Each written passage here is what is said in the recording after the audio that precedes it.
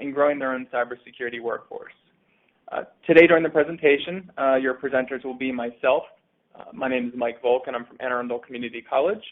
And then we'll also have Kyle Freese from SkillSmart. So before we get started, I did want to go through a few housekeeping items. For the presentation today, microphones will be muted to limit audio issues and interruptions. If you have questions throughout the webinar, you can send them to us by using the chat feature, and it should be a little chat box or a chat icon in the upper left-hand corner of your screen. So you can click that, and you can send those directly to us. We will be recording the presentation today. So if you'd like us to share that with you, it's going to be posted up on the Anne Arundel Community College Center for Workforce Solutions website.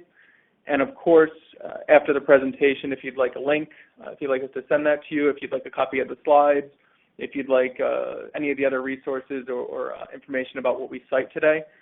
Entry and exit chimes are off. Okay.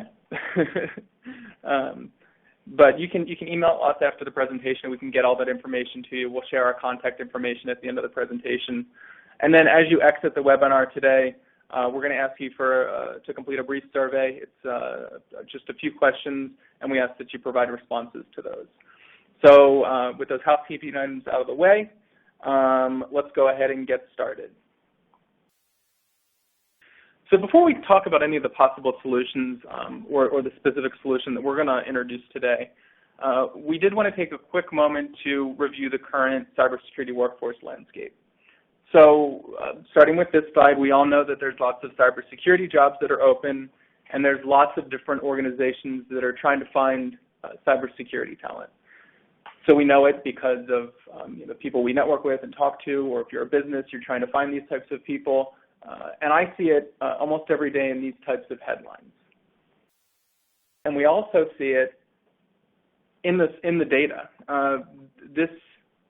These numbers here are from a recent labor market, a cybersecurity labor market study conducted by Birding Glass, where they found that there are currently over 200,000 cybersecurity job postings across the United States that are unfilled. So we know that there's the cybersecurity workforce is not currently keeping up with demand, and employer demand is actually growing. So this leads to all types of issues that negatively impact businesses, and it's both in the public and private sectors. It's difficult to fill cybersecurity positions. There's fierce competition to find the right types of cybersecurity workers. Oops, I went too quick. There's constant upward pressure on salaries for cybersecurity professionals, which makes it hard to retain people. And it's difficult to really figure out how to best develop cybersecurity professionals. And there's lots of other issues that employers are running into. So what we've always known, this is kind of the issue that we've always known, is that there's lots of cybersecurity jobs that are tough to fill because there's a shortage of trained workers.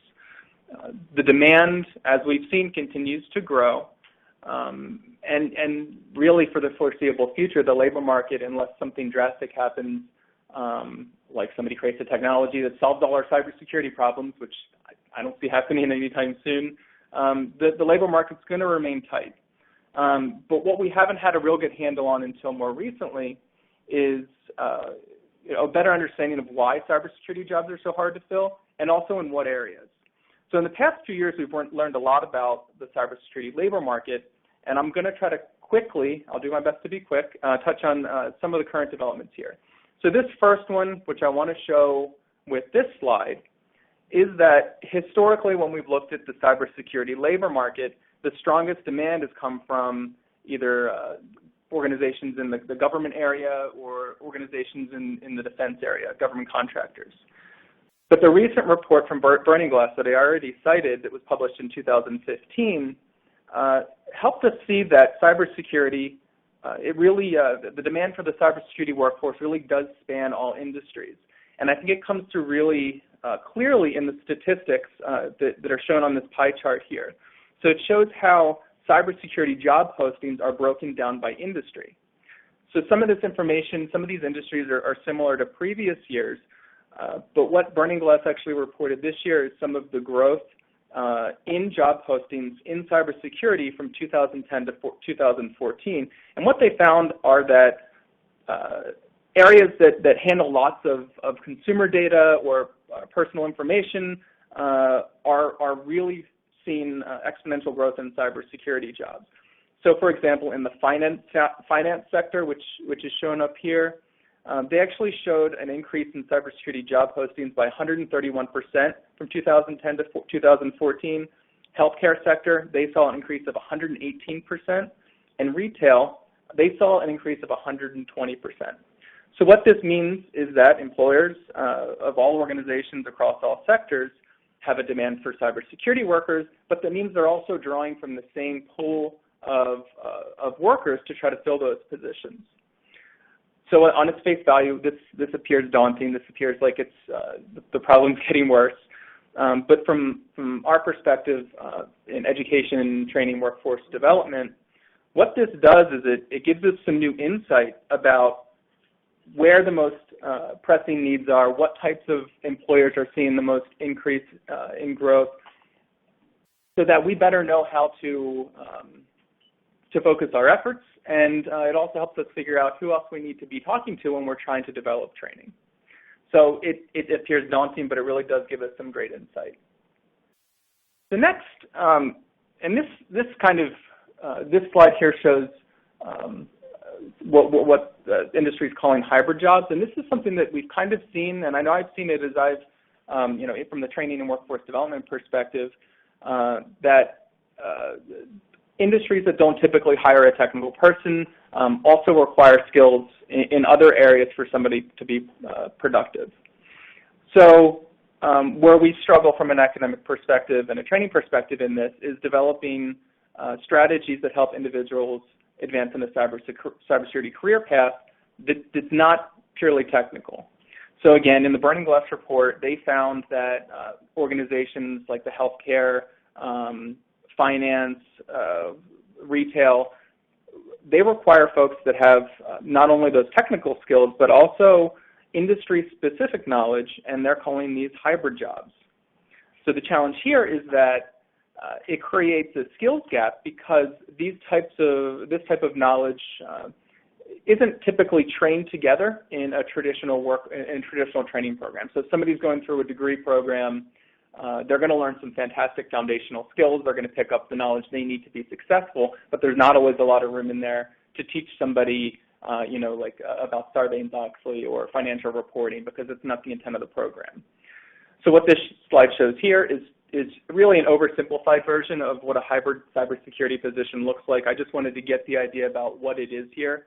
So what it shows is a hypothetical example of a hybrid job in healthcare and a hybrid job in finance. So what you can see is both of the positions probably would share similar job titles. They would share the similar types of technical knowledge, skills, and abilities that they would be required to perform the job, but then they'll diverge when it comes to the industry-specific knowledge that they'd have to know to really do well in their specific industry in cybersecurity.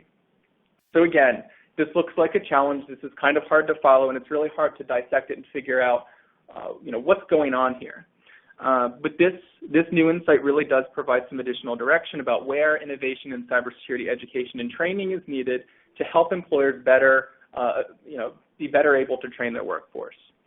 So with better knowledge of the technical skills and industry-specific skills employers are looking for in hybrid cybersecurity professionals, education and training providers are better able to be responsive to those needs. So again, it looks like it's a new challenge, but really it provides a new opportunity and it gives us an idea about what other resources need to be out there. So the final point I'll talk about regarding the current state of the cybersecurity labor market and workforce development landscape is related to what the labor market actually looks like. This is confusing to me at times. So what I tried to do with this slide is break it down, and I know it looks busy, but I'll explain it here. But what I'm attempting to show here is how the cybersecurity labor market breaks down.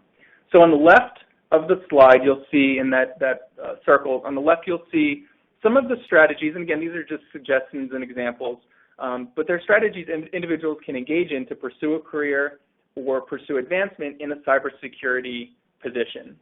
On the right, what you see are kind of characteristics of what the typical labor market looks like. So the main point that I want to try to get across here is that it's not always realistic to expect a recent college graduate or a new entrant into the cybersecurity labor market to start out at that top-tier cybersecurity professional right away. Cybersecurity professionals, especially the people at the top end of the spectrum, they really do need time to develop. They need additional training and support along the way to move up in their careers. And this point was actually reinforced in another study published by the RAND Corporation in 2014, where they said that the top tier is not necessarily comprised of young geniuses so much as those who possess the right combination of technical talents and organizational experience, notably administrative, managerial, bureaucratic, and or marketing smarts. So typically those types of people tend to be in their 30s or older, not in their 20s. So this finding of their report kind of goes against the traditional notions of what we think of a cybersecurity professional. So what this means is that even with a huge pool of trained workers, at the entry-level point, at the bottom right of the graphic here, it takes time for the best, even in the middle tier here, it takes time for people to matriculate through, build the skills they need over time, and develop into that upper-level cybersecurity professional. So traditional academic programs at the 2- and 4-year level have to continue to feed that entry-level workforce and feed into the middle level. But an emphasis also must be placed on the continuing education and training aspect to help accelerate career development and help those entry and mid-level types of cybersecurity or technical workers move up into the upper levels of the cybersecurity workforce. So again, this type of insight, this type of breaking down the cybersecurity workforce that some of these recent reports have allowed us to do really help us figure out what's working well, where else we can focus our efforts, and what new is needed to help things move along.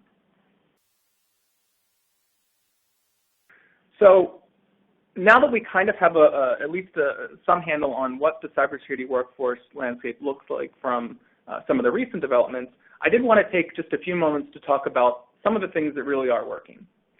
So what I have on this slide are 3 different areas where things seem to have been working that we might be able to gain some insight from to figure out what we need to do going forward. So starting with the box on the left, I did want to just take a few moments to talk about what's going on in traditional higher education that really is working. So from the community college and university level, there have been incredible advancements over the past several years in access to industry-driven degree programs and credit certificate programs that help entry-level people begin a career in cybersecurity. Some of these efforts also tie into federal and state, local government, nonprofit workforce development initiatives. So it's a great combination to help build that entry level. We don't have time to go into the details of all of these, but there's a lot of great work going on at the 2-year, 4-year research institutions that provide access on a pretty wide scale to industry-driven degree programs. These really are the best way for somebody to get started in cybersecurity, and it really has gone a long way to build that pipeline of cybersecurity workers that then training and additional efforts can help move up through the system. The next, which is in the middle box, and actually the next 2 boxes on the right, there's been a lot of work going on with the traditional cybersecurity employers. They've been able to figure out some great ways to kind of deal with the labor market. So I wanted to highlight those because they provide some insight about what we can do on a broader scale to make cybersecurity workforce development work a little bit better. So going back to the RAND study that was published in 2014, and anybody who's interested in taking a look at that, it's called Hackers Wanted, and it's a cybersecurity labor market report. But what they found when they tried to figure out what was working in cybersecurity workforce development, they looked at larger organizations that traditionally hire cybersecurity type people, and they looked at both public and private organizations, and they found that both large organizations in those areas found ways of coping with the tightening labor markets, and they found that the strategies that they typically employed were related to internal promotion and internal education and training programs. So the box at the center highlights the NSA development model that focuses heavily on entry-level recruitment. What RAND actually found when they looked at the NSA is they saw that fully 80% of their hires were at the entry level, and the vast majority of those people actually had bachelor's degree. And coming from a community college, I'm hoping that that's gearing more towards the associates as we move down the line here. But the point is that they're focusing on bringing in those entry-level people with great skills that they were able to pull from a degree program. Now, what NSA does from there is they actually take people through a very long-term strategy that puts people through an intense internal schooling system that can last up to 3 years for some. Now, this approach works very well for the NSA because they're not a type of organization that can compete for that very high-end type of cybersecurity worker, so they're able to focus on kind of making rather than buying their cybersecurity professionals. Again, it works well for the NSA because they've got time to develop talent, and they have the resources to put some of these internal training programs together.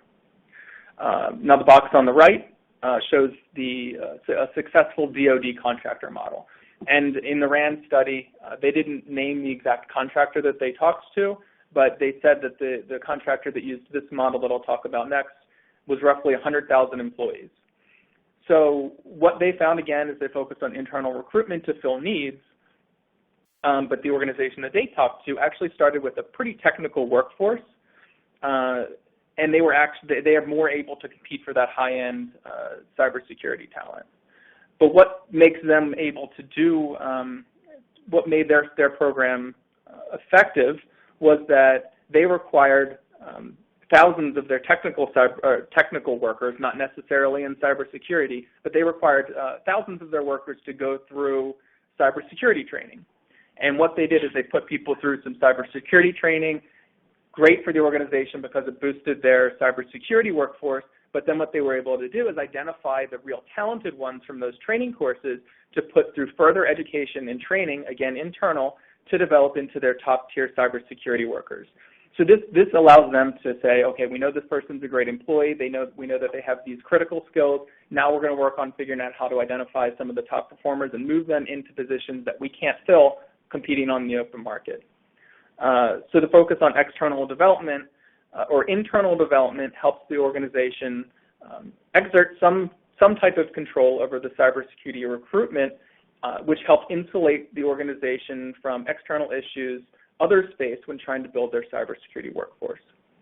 So the most important takeaways here that I want you to leave with are that there are a lot of good things being done, first at the college and university level to build the cybersecurity workforce.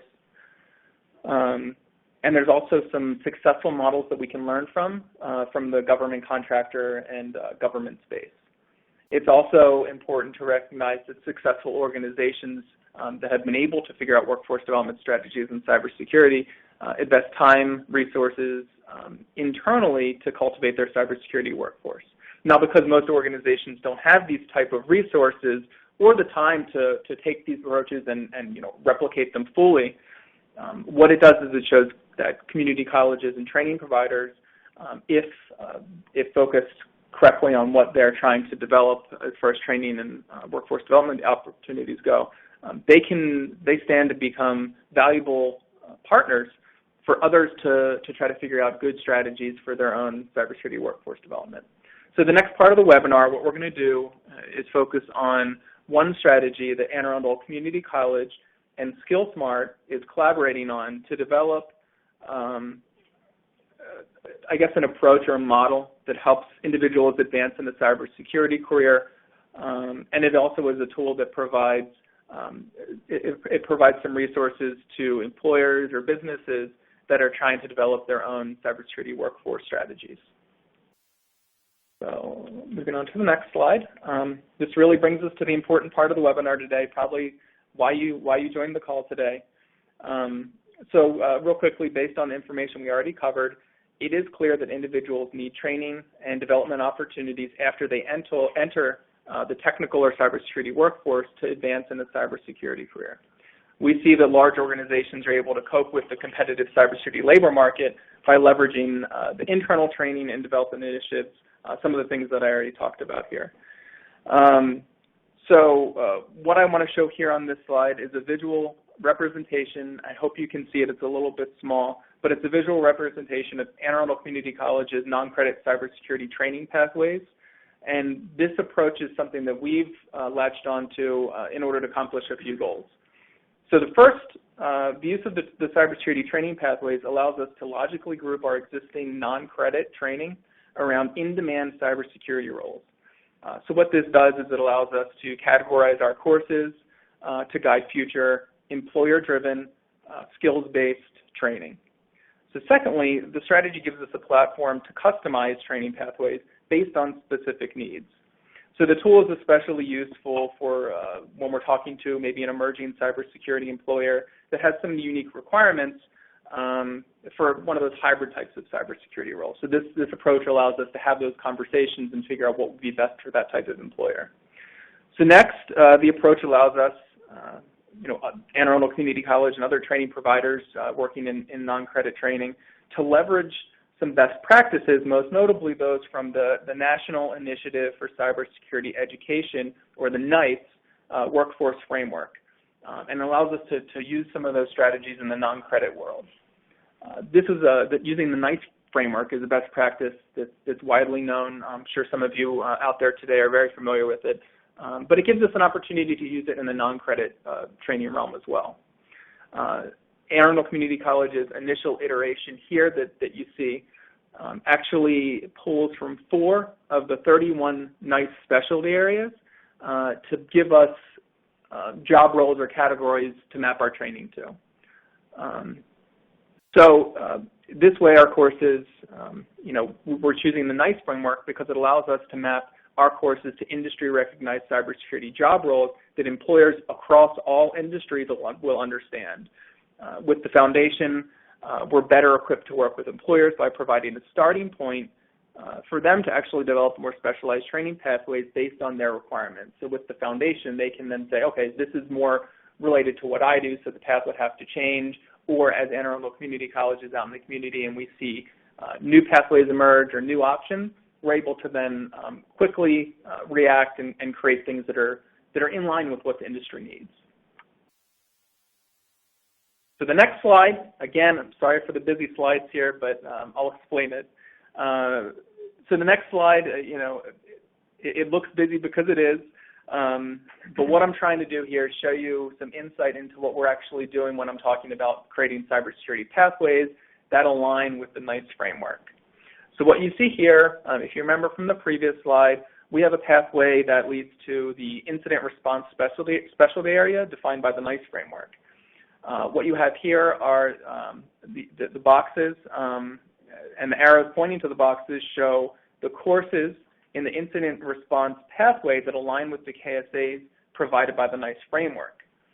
What this does is it breaks down training that aligns with specific areas of KSAs, so an individual can either pick and choose what makes most sense to them or figure out where they have gaps when it comes to a specific specialty area or a job role, and figure out which training makes most sense to them to advance in their career pathway. Another piece I'm attempting to show with this slide is the use of cybersecurity training pathways capitalizes on the responsiveness of community colleges, especially in the non-credit area. So when we first started developing this particular training pathway, when we were mapping our courses to the KSAs, we noticed that we had a gap when it came to the digital forensics area. We didn't really have a good in-person instructor-led digital forensics course. So to address this gap, what we did is we reached out to our credit faculty who've developed some incredible digital forensics credit programs. But we reached out to our partners in the credit side and worked with them to actually develop a 10-hour non-credit digital forensics course that mapped directly to the KSAs that we found in the NICE framework. This small example shows how the training pathways approach is designed to be dynamic, employer-based, and it really gives us an opportunity to work with strategic partners and job seekers to quickly react and develop training or map training to specific types of objectives.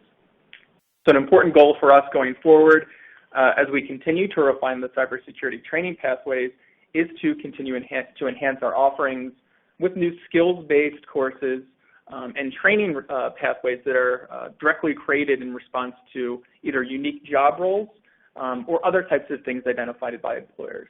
But what I wanted to show here is this approach allows us to kind of see gaps and then respond to them in a logical way. So as we move forward, our plan is to continue to update our pathways, release new iterations, add new skills-based courses like the forensics one that I mentioned here. And then we're also working to update these and continually make sure that they're relevant by engaging with employers and strategic partners to make sure that what we're doing here isn't done kind of in a vacuum. It's more in collaboration with the people that actually use this. So as what I also want you to take away from this piece is that you can see that the underlying beauty of this approach is that the Training Pathways tool is not a standalone component. It's not something that we do here at the community college and do on our own. Rather, it's a way for us to leverage industry-recognized best practices like the NICE framework. It allows us to categorize our existing training, make it more relevant to the community. And it also serves as a conduit for us to connect with already established cybersecurity workforce development components. So we've already talked about here today a key component required to make this cybersecurity training pathways tool effective is increasing engagement with the community and employers. Something that we found at Anne Arundel Community College is we don't always have the tools, and we're not always set up in the best way to do that. So what we did to enhance the work we're doing here to make them more accessible to job seekers and employers was to partner with SkillSmart to help integrate the work that we've done into their highly interactive and easy-to-use platform.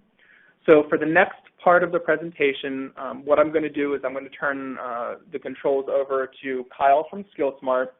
And you've probably heard enough of me talking. So what Kyle's going to do is first do a quick introduction of SkillSmart, and then he's just going to walk you through a demo of the platform so you really get an idea about how it actually works. So Kyle, take it away. Thank you. Like Mike said, I'm Kyle Fries. I am in charge of all of our research and data with SkillSmart.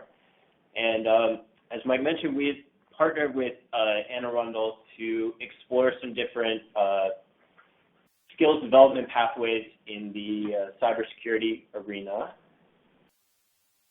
So we are SkillSmart, and to give you a quick background about our company, we're a startup that was founded in 2013 with the objective of connecting employers, job seekers, and educators around a shared language of skills. We realized that all the employers we were going out and engaging with in the community, were reporting that they couldn't find individuals with the skills they needed, while at the same time, job seekers or even employees within the company were not able to meet their career goals. And educators, were like Anne Arundel, were happy to, address the needs that local businesses might have. However, they were very unclear about what those needs might be. The approach we take is first we engage with employers to identify the specific skills they need. We then allow via our software platform for individuals, be it job seekers or those internal to the company, to identify their specific skills. We use our algorithm to match those two together, and where there are gaps, we then have our education partners, such as Anne Arundel, that can provide avenues for skills development. So I will take you to our platform here.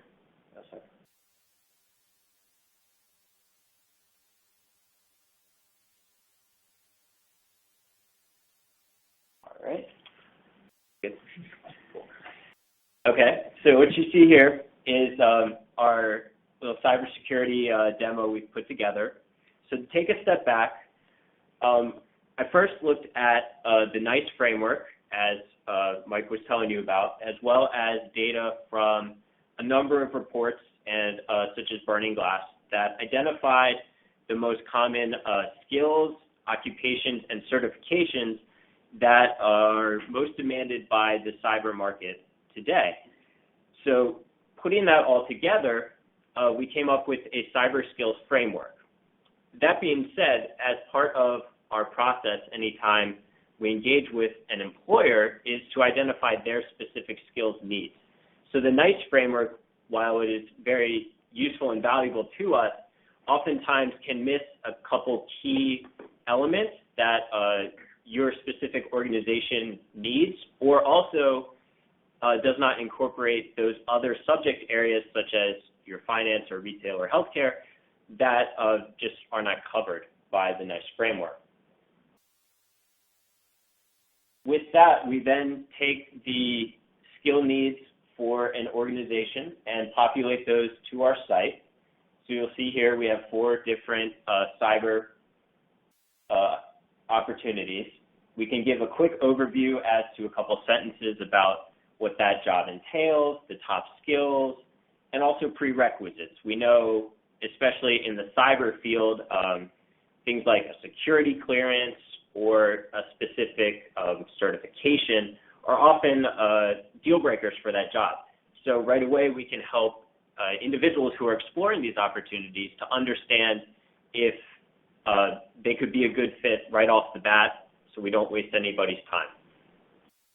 We've also integrated different, for example, day in the life videos. So if you're dealing with an audience that is unfamiliar with the cybersecurity or that job in particular, we can give them a quick overview as to what does it mean to be an incident response analyst. Once the individual logs into the SkillSmart site, they can build out a profile which can contain anything from your work experience to military experience, education, but also we highlight any one-off courses you might have taken. So for example, here I've got a cyber forensics course that Anne Arundel offers, as well as some volunteer experience. We recognize that when either an individual applies for a job or has already been hired and is looking to move up within a company, oftentimes elements such as, you were a volunteer or you're re-entering the workforce after a long break, but at the same time you were, the president of the PTA and organized events and fundraisers, or, you were the captain of the soccer team in college. You can develop very valuable and transferable skills from each of these. However, they don't usually come through in a standard resume. So if you can explore position here, you will see that we've broken out all of the specific prerequisites, such as CISSP, and required skills for this opportunity. If you take a look at one of those, you've got computer network defense and vulnerability assessment. We provide the individual multiple avenues to demonstrate where they have used this skill. For example, if you served in the military, could have used it at work. Life experience, which it captures that volunteer, clubs, organizations, religious, as well as education. And within education, you will see, got community college, you could have a 4-year degree, but you could also have specific courses. So you'll see if I add this course to my profile, my score will increase from 41 to 44 because our algorithm has determined that, by completing this course, you will have gained a certain level of skill for this particular requirement. And you'll see here that previously, if I take this away, I did not have any skill for computer network defense. However, as I build that validation, you'll see my skill level building towards this vertical line here, which is the level that the employer has designated they need for that particular skill.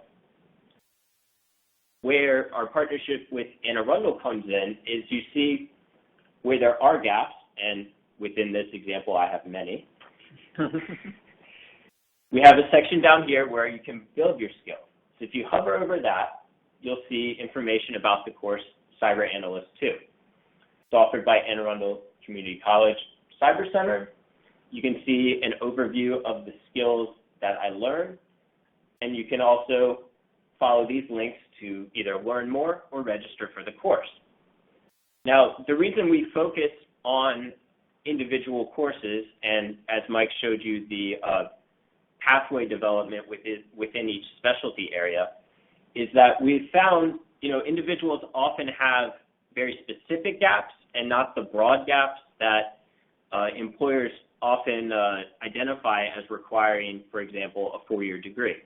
So if you're already in the workforce, you already went to college or have engaged in some level of training, you probably don't need to actually undertake an entire program of study, but can instead fill your specific gaps with, a course or two, or even a certification like a Security Plus or a Network Plus.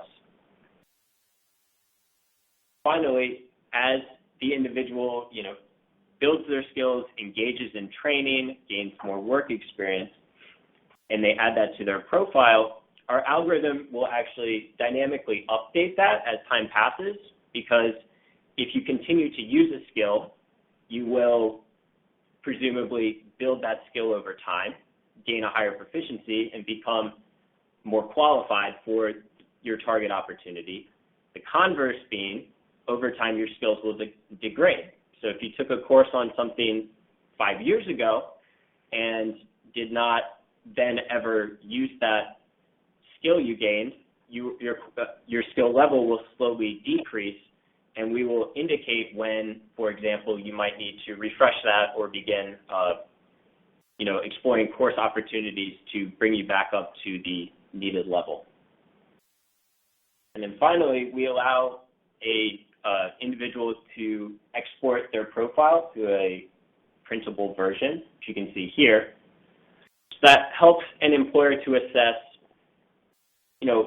where does this person stand? You can see here, these are all of the validation sources such as work, volunteer, courses, and these are the skills required for that specific opportunity. You can see where I've used those, and you can also see references that can validate my given skill level. So this can help you within an organization track what do my people know, where are they going, what can they do, and then how far are they from filling that specific gap that I need. So that's a quick overview of what we do. So I'm going to turn you back to Mike and be happy to answer any questions at the end. All right. Yeah, thanks a lot, Kyle. So hopefully you're able to see how some of the work we're doing here at Anne Arundel Community College can feed into an interactive platform like SkillSmart to make it really usable for an organization. And that's what we strive to do here at Anne Arundel Community College. So what I'm going to do now is go back to the slides. That's all we have today. So what I'll do is I'll leave you with our contact information. I've got to go all the way to the end here. So if you have any questions, please feel free to reach out to us. Our contact information is here. Like I said, if you'd like copies of the slides, or if you'd like us to point you to any of the resources that we referenced during the presentation, please feel free to reach out. And with that, thank you again for participating and hanging out with us for today. And we hope this was helpful. Thanks a lot.